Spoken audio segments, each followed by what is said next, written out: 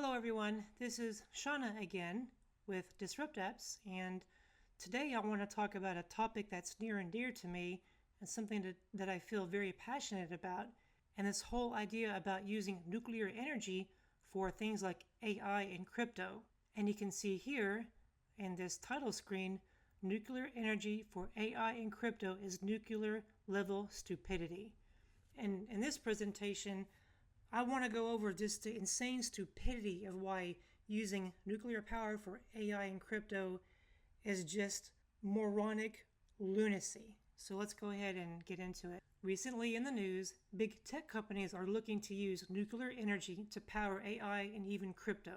So you can see those companies, and there's other companies like Microsoft who are wanting to go nuclear. And so may I remind you, no one asked for AI and no one asked for crypto to be shoved down our throats. These are all artificial markets being pushed by big tech for their agenda and their profits. This is all about big tech money, keeping semiconductor fabs churning out chips, hardware makers producing hardware, software and market dominance, etc.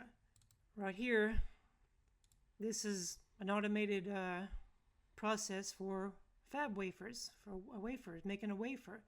And I did that when I worked for Intel. I worked in the fab as a fab technician and also doing some software and development. So yeah, this is what it's about. All this AI crap and crypto crap, it's all about keeping the semiconductor industry going and big tech market dominance. So big tech is basically deceiving the public with fake AI and crypto quote-unquote innovation that will have disastrous consequences on society and the environment. So recently, big tech has been facing a lot of criticism for using so much energy for AI and crypto and putting more demand on the grid. And this is in the face of quote-unquote sustainability and going green and carbon neutral and emissions reduction and all that. Greenwashing, if you don't know what that term means, I'm sure you probably do by now, but greenwashing is a marketing tactic used by companies to make their products and or services appear more green and environmentally friendly than they actually are to gain a competitive advantage over other companies. It may seem effective, but it undermines legitimate green initiatives and is bad for the environment, and it distracts from actual sustainable efforts. Nuclear, despite what everyone is lying to you about, is not carbon neutral. It's not emissions neutral. And they're playing semantics with that when they do that. They'll say, well, nuclear power it doesn't make emissions. Well, when you had to build those massive nuclear power plants that require tons and tons and tons of ungodly amounts of concrete production requires enormous amounts of emissions and carbon dioxide and energy. You have to build these things out, all the infrastructure within the power plants, from the control systems to the reactor systems to the reactor vessel to the primary and secondary systems, the turbines. I mean, all of this stuff is energy intensive because you have to mine all the minerals and all the stuff that goes into making the turbine casings, the turbine blades, which all that whole logistics chain. Nuclear is not carbon neutral, and that is a deception that they say and that they tout to the public who doesn't understand. Because to build a nuclear power plant requires tons and tons and tons of energy input, which come from CO2 and fossil fuels. To build a nuclear power plant, you need an ungodly amount of concrete. You need ungodly amounts of steel and high tensile strength alloys. I mean, you've got to build heat exchangers. You've got to build enormous amounts of piping, pumps, heat exchangers. You have to build steam turbines, which have huge casings and turbine blades, and that's just scratching the surface, and control rooms and electronics. All that has to go into a power plant, and all of that requires upfront energy and carbon monoxide, dioxide, fossil fuel inputs. So to become quote-unquote carbon neutral, that's going to take years or decades of running to offset what a coal or gas power plant would.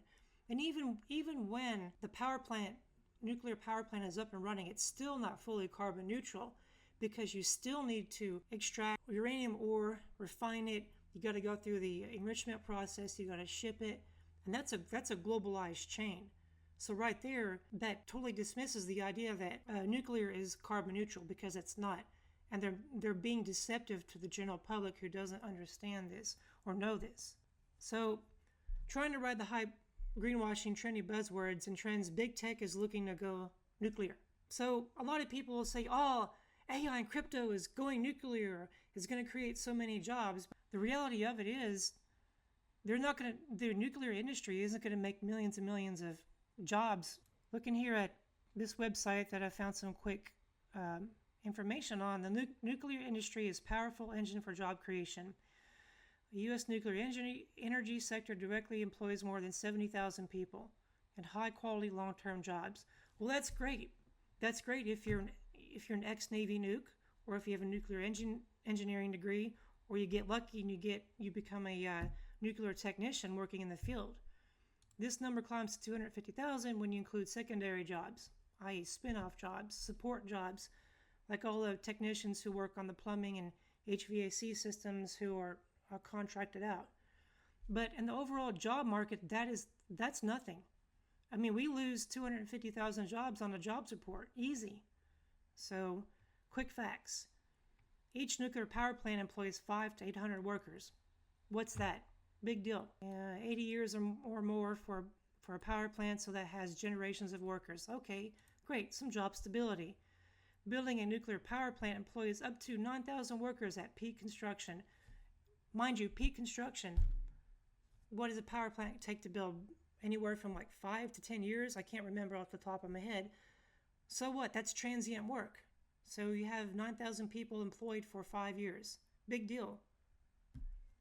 Nuclear worker salaries are 50% higher on average than those of other electricity generation resources. Yeah, again, you need to have a nuclear engineering degree, or you probably need nuclear naval experience to get these jobs. The U.S. nuclear industry spends roughly $11 billion on annual labor, which is approximately $100 million per reactor. Big deal. For every 100 nuclear power plant jobs, 250 additional jobs are created in the U.S. Meh, that ties in up to here. So, yeah. So it's not going to create millions of jobs, or it's not going to create so many jobs like it's going to save people from unemployment. Big tech is keeping people naive of how expensive nuclear power is. You're going to hear arguments that nuclear power is cheaper, but it's not. And when you look at the cost of a power plant, I did a quick search, and I hate using AI, but I just want to get to the point here. But the cost to build a nuclear power plant can range from $6 billion to $10 billion or more for a 1,000 megawatt facility. And when you compare that to coal, you're looking at $2 billion. The cost to build a new coal-fired power plant can be a significant, typically exceeding $2 billion for a 600 megawatt. So if you double that to be like a 1,200 megawatt, it's $4 billion. And it's $6 billion to do $6 to $10 billion for 1,000. So it's still more cost-effective financially to run a coal power plant. So nuclear doesn't save you any money. So let me pull this up. Forbes USA World Nuclear Industry Status Report. Power play, the economics of nuclear versus renewables. Let's skip through some of this stuff and just get to the numbers down here. According to the U.S.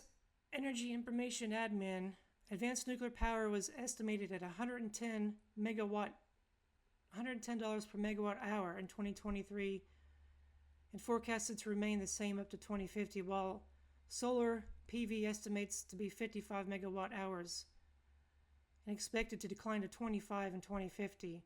Onshore wind has 40 per megawatt hour and is expected to decline to 35 megawatt hour in 2050.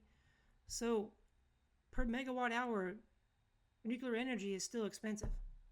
So it's not cheap, well, like they say it is if you do a search on it. It's Wikipedia. Cost of electricity by source. Look down here. So type. Cost per kilowatt hour in the U.S. Coal power is $4,000 and change per kilowatt.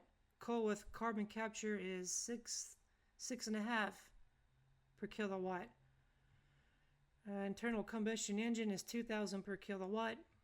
Aeroderivative turbine was 1294, and here look at nuclear. 6.5 to 7.5 per kilowatt hour compared to coal, and compared to coal with carbon capture. And look at here at nuclear compared to wind power.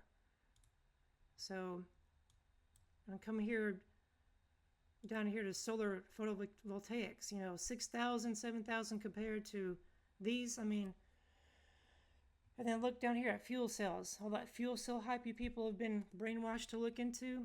Nuclear power is not cheap. So recently there's been some buzz about big tech looking into the small modular reactors and the next generation reactors, aka SMRs. And basically what they've done was they've really miniaturized large power plant design, and they want to make it a modular system. And here's one example of a company, I think it's called NewScale. There's a couple of startup companies investigating the practicality of this, but you have these small reactors, and the thinking is you can put these things on a truck, and I know this is kind of a blurry picture, but it's the best one I could find, but the thinking is you can put these small modular reactors in neighborhoods. Not in my backyard, but the thing is you can put these into small reactors. You can put these reactors, and you can see here they have it modularized, so you can put more and more reactors in here. And I was in the Navy in the nuclear field, and so this is near and dear to me, so I understand what they're doing with this principle. And here they have these immersed in water, and this is in case one of these things where all these have a power failure and you lose coolant to the reactor vessel, and they're immersed in water to help with decay heat in case of emergency, which is a really good design. But the thinking is they're investigating these small reactors, and big tech has an interest in these modular reactors.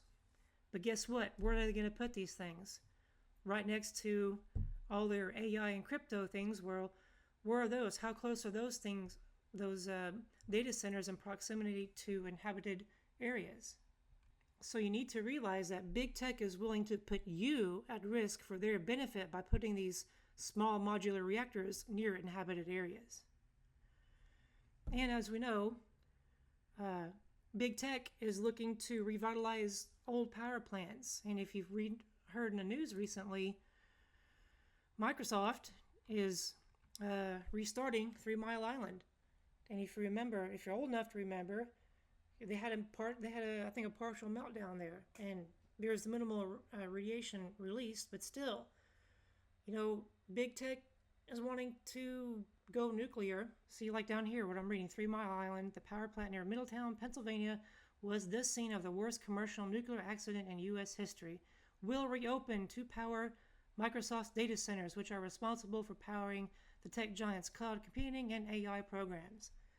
Now, don't freak out. What they've done there over the years to clean up the plant and make everything safe is legit. So don't freak out about that part. But it's just the fact that we're willing to go nuclear for this stuff. And it's kind of absurd. So, if big tech goes full bore into this, uranium's got to come from somewhere. Well, who produces the uranium in the world? Well, let's see here. And I looked at this graphic, and I looked on Wikipedia to look up the producers of uranium. And Kazakhstan is like huge. Share of world production. Look at it. You're looking at the graph. Canada, 14%. I think that's percentages. Kilotons, and share of the world production is over here in the right-hand side, 22.5%. But hey, what has the Trump regime been doing recently? They've been pissing off Canada. He's been pissing them off, wanting to make them the 51st state. Trump and his terrorist crap, he's pissing off the world. So what is Canada gonna do if we want uranium? Are they gonna hold it over our head? Same thing with Australia. What's next? Are we gonna invade Namibia and Niger for their uranium? Spread freedom and democracy over there because they're sitting on uranium? And for Russia, we're best friends with Russia now. Is Trump gonna wheel and deal so we can get uranium?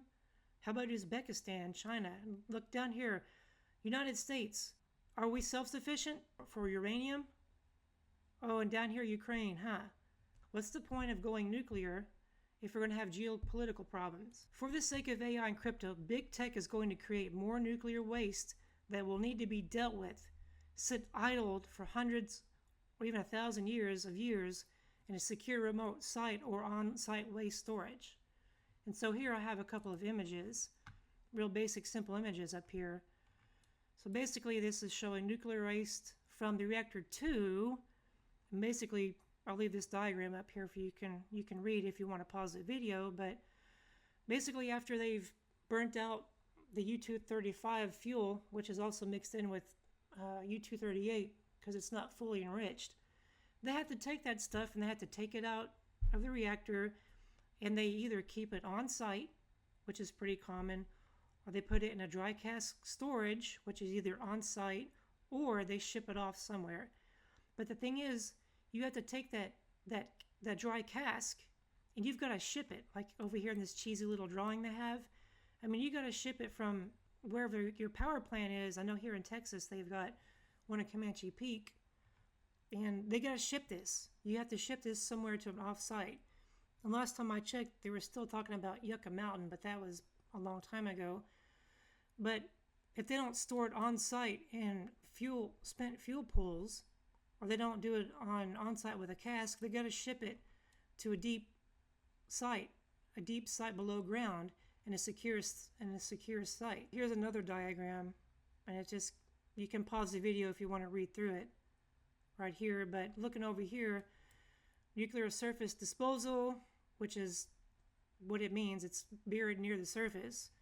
And then you have the deep geological disposal, which is like the Yucca Mountain thing.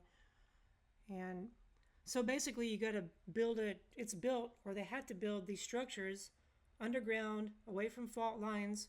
They had to build them in the desert, away from water tables and soil drainage. And you got to put guards on them, and then you got to put security around them and make sure they're not hackable by, a big nuke being dropped by Russia or China on them. So, I mean, it's not like you just start up a nuclear reactor for Bitcoin and AI. And talking about nuclear waste disposal, if we were truly responsible and did it the right way, right now, humanity basically takes the spent fuel and puts it in storage pools or dry casks or buries it like we've been talking about. The real way to manage nuclear waste is something called nuclear transmutation. So we basically bombard the nuclear waste with protons or neutrons, and we change them from radioactive elements to stable elements that aren't radioactive. But the thing is, doing this is costly. And again, it comes down to everything in this society and this economic system is about money. If we are to do this the right way, to get rid of, to mitigate, to reduce, and to properly dispose of nuclear waste, we would research and do nuclear transmutation, but we don't do it because it's not cost effective. Commercial nuclear power is very safe. Yes, we've had incidents over the decades. Sorry for the typo. I just basically build this stuff out and don't really proofread it, but over the decades we've had 3 Mile Island, Chernobyl, and Fukushima. But overall, commercial nuclear has had a good safety record. The U.S. Navy has a near flawless record in its decades of naval reactors running hundreds of reactors without incidents. If you're familiar with the Navy nuclear program and the ships and submarines and all that, we've been running naval reactors since the 50s. And there's never been a huge accident. So this is 2025, and we've been running since like 1953. That's like 70 years. And like right here is a picture over here on the, let's see if I can blow this up. In this picture here, you can see these are all casks that have ship reactors in them from like submarines and carriers. Yeah, since its inception in 1948, the U.S. Navy nuclear program has developed 27 different plant designs, installed them in 210 nuclear-powered ships, taken 500 reactor cores into operation, and accumulated over 5,400 reactor years of operation, and 128 million miles of safely steamed. Additionally, 98 nuclear subs and 6 nuclear cruisers have been recycled. The U.S. Navy has never disclosed a reactor incident, but has suffered at least one coolant loss accident on the Guardfish. Having been in the nuclear Navy, I can attest for a fact that they walk their talk. They know what they're doing. So, when done right, nuclear power is very good. But naval reactors and commercial reactors have two different calibers of standards. I hate to say, I don't want to sound snotty or upstart with that, but with naval reactors, it's literally life or death. When you're on a carrier and you're launching airplanes, or you're on board a carrier with 4,000 people, you got to make sure that thing's running right. If you're on a submarine down at certain depths, it's life or death. You got to make sure that reactor and all its systems are running. It's because it's a war machine. It has to work. You can't screw around. Now with commercial reactors, yeah, they're run by ex-Navy nukes and highly trained people. But the thing is, it's a for-profit system. When anything is for-profit, that means potential corner cutting and maintenance looking the other way with things that need to be done. Naval reactor crews are very highly trained, which I can attest to. Drilled and honed because, again, it's life or death. You can't screw around on this. You have to be spot on. And I am not at all knocking all you commercial reactors out there, because you guys and gals, you know your stuff too. But when you're out at sea, the shit's got to work. You got to be spot on, and you can't run away from on a sub or on a carrier. You can't run away from it, whereas you can run away when you're on land at a commercial plant. And again, I am not knocking commercial nuclear engineers and technicians. You guys are doing a great job. So, in my humble opinion, for what it's worth, unless big tech can run nuclear reactors at naval standards, it's not worth the risk. Me being frustrated and sarcastic and skeptical, the sheer stupidity, idiocy, and lunacy to use nuclear power to mine Bitcoin or to run data centers or cloud shows the absurdity of this economic system. Those in charge are willing to risk a nuclear meltdown or a nuclear incident just to mine crypto. Let that sink in. Your owners, the 1% class, were willing to risk a nuclear incident for crypto that has no intrinsic value. Let that sink in. It's not gold, it's not silver. All it is digits and crap mined by GPUs and ASCIIs or whatever those things are called in computers. Mind you, crypto is now beholden to centralized finance on Wall Street, like ETFs, crypto mining companies that have stock. So these companies and big tech are beholden to make money. Making money comes at the cost of cutting corners. So we are willing to risk a meltdown for crap like ChatGPT or whatever these things that make AI Slop out there. And to be somewhat sarcastic and skeptical, are we really willing to risk a nuclear incident and meltdown just so people can look at a gamified app to make their meme coin hoping it's going to go up or down? Are we willing to risk a nuclear meltdown to use stuff like ChatGPT or whatever to make stupid AI Slop videos, to cheat on our thesis, to cheat on our homework, to make our jobs somewhat easier, to have big tech automate and AI our jobs away using nuclear power? Are we really that stupid? What are we doing? And it just shows the absurdity of this economic system making shit up like Bitcoin and AI to, like, quote unquote, create jobs, create innovation, stimulate the economy. And basically what it comes down to is the 1% need to keep the peasants busy with stupid bullshit. But instead of using technology to free humanity and elevate humanity, we're just big tech and your ownership class want to keep you down by making shit up to keep you busy. So, and again, big tech is spitting all of this innovation and greenwashing and sustainability to the general public who isn't fully STEM savvy. And with this last line, like I've been ranting here, brainwashing the uninitiated to defend this AI crypto nuclear agenda. All people care about, crypto go up, line go up. So if you've worked in tech or the nuclear field, you know how absurd and stupid it is to power AI and crypto with nuclear energy. And if you justify using nuclear for AI or crypto, you either work in the field or you benefit from it somehow. You own lots of crypto or you own a mining company. or you have a lot of money invested in it. Nuclear-powered AI and crypto puts all of humanity at risk just so a handful of rich people who don't care about you can make more money and get more power. Is it worth the risk? Do you want this risk shoved onto us? And let me bring up this picture. I was a young child when this happened, but here's a picture of the radiation from Chernobyl. You know, I was a very young child at that time, and I remember seeing that on the news with my parents. And this is all the fallout. You know, if you've seen any documentaries on Chernobyl or probably watched that movie, that series that came out, you know it was a horrible disaster. And because of Russian stupidity and arrogance and crap like that, look what happened. Look at this map that shows all of the stuff that got blown, all of the isotopes that got blown all over Europe because of nuclear power, because of a safety test that went awry because of an arrogant reactor operator. And also something near and dear to me, Japan, having lived there for 4 years. You know, the incident that happened at Fukushima back in 2011 with the tsunami, you know, it was like a once-in-a-lifetime accident, but they engineered the best they thought they could, but it wasn't good enough. And look what happened. All these people in this red zone lost their homes. They lost their livelihoods, and they had to be displaced.